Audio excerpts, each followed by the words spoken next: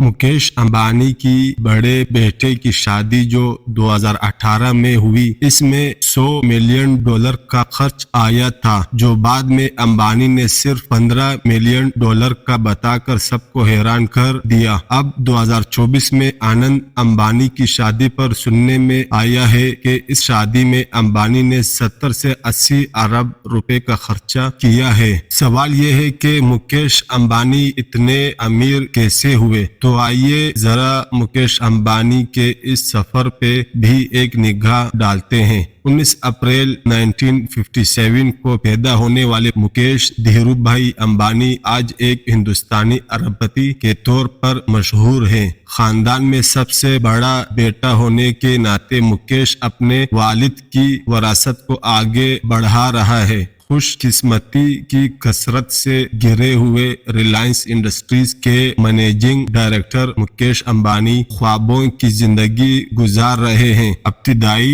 सालों पर नजर डालें तो मुकेश अंबानी को अपने वालिद धीरूभाई अंबानी से तहरीक मिली। धीरूभाई अंबानी ने सूत और मसाले की तिजारत करके अपने कारोबारी सफर का आगाज किया। फिर इसने टेक्सटाइल और कपड़े बनाने के लिए रिलायंस इंडस्ट्रीज की बुनियाद रखी। मुकेश के रिलायंस बोर्ड में अपने भाई अनिल अंबानी के साथ शामिल होने से पहले उम्र तकरीबन 20 साल थी और इसने केमिकल इंजीनियरिंग की तरबियत हासिल की थी। मुकेश ने अपना अलग मौकिफ बनाया और बड़े पैमाने पर प्रोडक्ट चलाकर इज्जत कमाई। आहिस्ता आहिस्ता इसने 1990 की दहाई में कंपनी को पेट्रोकेमिकल्स और रिफाइनिंग की तरफ मोड़ने में बड़ा हिस्सा डाला और 2000 की दहाई में रिटेल और टेलीकॉम का काम शुरू कर दिया। इन शोबों ने मुकेश की जाती दौलत में तेजी से इजाफा करना शुरू कर दिया। इनकी क़यादत में रिलायंस इंडस्ट्रीज ने आहिस्ता आहिस्ता लेकिन मुसलसल नई बुलंदियां हासिल की।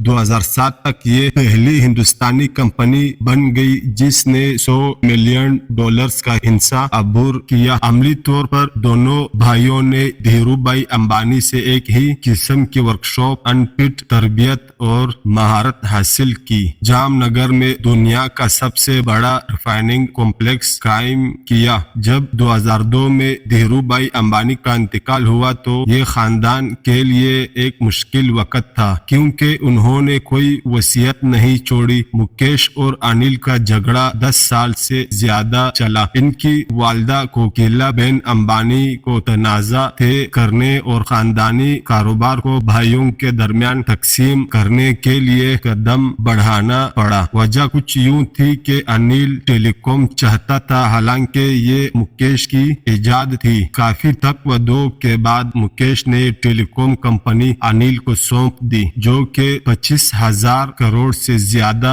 मालियत की थी। चुनांचा अनिल ने बिजली, मालियाती खिदमत और टेलीकॉम पर हुकूमत की। मुकेश ने टेक्सटाइल, तेल और गैस, पेट्रोकेमिकल्स और रिफाइनिंग पर अपना कंट्रोल बरकरार रखा। मुकेश अंबानी के मातहत कंपनियों को रिलायंस इंडस्ट्रीज कहा जाता था और अनिल अंबानी के मातहत कंपनियों को रिलायंस अनिल धीरूभाई अंबानी ग्रुप या रिलायंस ग्रुप कहा जाता था। असासों की ये तकसीम एक गैर मुसाबकती शक के साथ भी थी और भाइयों को 10 साल तक एक दूसरे के कारोबार में जाने से मना कर दिया गया था। अलहदगी के फौरन बाद अनिल अंबानी क्लाउड9 पर थे क्योंकि उन्होंने टेलीकॉम बिजनेस की शक्ल में अपनी ख्वाहिश के मुताबिक हासिल की थी। इस दौरान मुकेश RIL पर तवज्जो मरकूज करने में मसरूफ थे। 2008 तक अनिल दुनिया के छठे अमीर तरीन शख्स बन चुके थे और इनकी मजमूई मालियत $42 बिलियन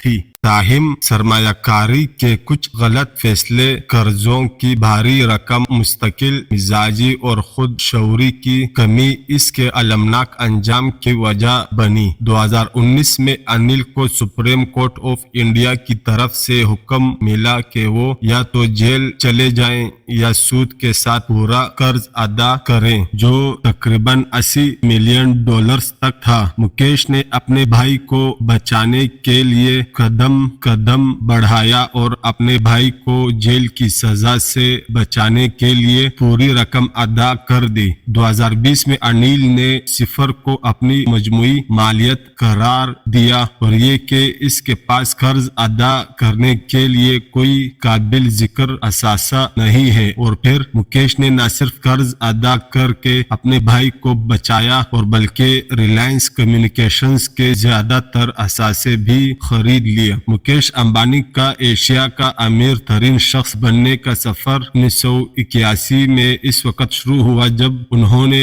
ریلائنس انڈسٹریز لمیٹڈ کے ساتھ اپنے والد کی مدد کرنی شروع کی۔ دوسری طرف انیل امبانی فائنانس میں انتہائی مہارت کے ساتھ تاجروں کی ایک نئی لائن بنانے میں کامیاب ہو گئے تھے۔ تاہم خیال کیا جاتا ہے کہ مکیش ایک نئے دور کا کاروباری شخص ہے جو اپنے کاروبار میں جدید ترین اصولوں کی پیروی کرتا ہے۔ اگر غور سے دیکھا جائے تو یہ صرف ایک شادی کی تقریب نہیں ہے اور یہ ایک شخص کا پاور شو نہیں ہے، یہ بیسیکلی انڈیا جو کہ دنیا کی 5ویں بڑی معیشت بن چکا ہے اس کا پاور شو ہے۔ اگر آپ غور کریں تو دیکھنے میں آتا ہے کہ کس طرح پوری مشینری، پورے ہندوستان کا ایک ایک بااثر شخص اس کو سپورٹ کر رہا ہے۔ کہتے ہیں پیسے میں خود بڑی طاقت ہوتی ہے، پیسہ بھی اپنی جگہ موجود ہے لیکن ہر ایک انسان کا ایک جگہ پر اکٹھا ہونا اور اس چیز کو اتنی ہائپ دینا، انٹرنیشنل سیاست دانوں کو، بزنس مینوں کو یہاں پر بلانا اور ایک چھوٹا کام نہیں ہے۔ اگر دیکھا جائے تو یہ صرف ایک تقریب نہیں تھی، اس کے پیچھے بہت سی بزنس ڈیلز ہوں گی۔ انڈیا ایک بہت بڑی مارکیٹ ہے اور اس کو کیپچر کرنے کے لیے دنیا کے بڑے سے بڑے بزنس مین ہر وقت تیار رہتے ہیں۔ وہیں پر اگر آپ ہندوستانی اور پاکستانی بزنس مینوں کا موازنہ کریں تو آپ کو یہ سمجھ میں آتا ہے کہ ویژن کا فرق ہے۔ بہت خود غرضی دکھائی جاتی ہے، یہاں کے بزنس مین بھی صرف اتنا چاہتے ہیں کہ ان کے علاوہ کوئی اور ترقی نہ کر سکے، اور اس کی اپروچ ضرورت سے زیادہ سیلف سینٹرڈ ہے اور وہ اپنے علاوہ کسی اور کو ترقی کرتا نہیں دیکھ سکتے۔ تو آپ کو یہ سمجھ میں آتا ہے کہ ویژن کا فرق ہے۔ بہت خود غرضی دکھائی جاتی ہے، یہاں کے بزنس مین بھی صرف اتنا چاہتے ہیں کہ ان کے علاوہ کوئی اور ترقی نہ کر سکے، اور اس کی اپروچ ضرورت سے زیادہ سیلف سینٹرڈ ہے اور وہ اپنے علاوہ کسی اور کو ترقی کرتا نہیں دیکھ سکتے۔